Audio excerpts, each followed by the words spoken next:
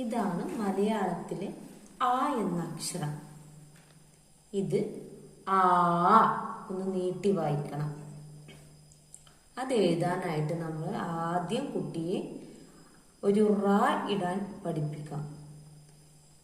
പിന്നെ കുട്ടിയെ രാ ഇടാൻ പഠിപ്പിക്കാം. പിന്നീട് ദ ഇടാൻ. അങ്ങനെ കുട്ടി ദ ഇട്ടിട്ട് ആ ദായെ ഒരു കെട്ട് കെട്ടി ഇങ്ങനെ കൊണ്ടുവന്ന് വീണ്ടും കൈയെടുക്കാതെ തന്നെ ഇങ്ങനെ ഒരു റാ ഇട്ട് അതിനൊരു കെട്ട് കൊടുക്കാം. അതാണ് ആ. ആദ്യം നമുക്കൊന്ന് എഴുതി നോക്കാം.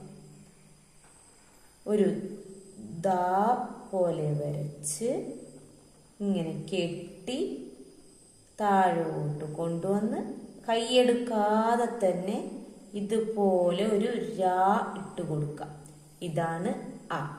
ഈ ആയെ ആനയുടെ തുമ്പിക്കൈ പോലെ ഇതുപോലെ വരക്കാം. ഇതിനെ വായിക്കുന്നതാണ് ആ.